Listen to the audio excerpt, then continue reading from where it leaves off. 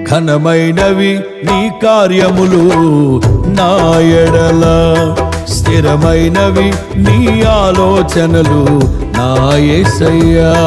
ఘనమైనవి నీ కార్యములు నా ఎడల, స్థిరమైనవి నీ ఆలోచనలు నా యేసయ్యా. కృపలను పొందుచు కృతజ్ఞత కలిగి స్తుతులర్పించెదను అన్ని వేళలా. కృపలను పొందుచు కృతజ్ఞత కలిగి స్తుతులర్పించెదను అన్ని వేళలా.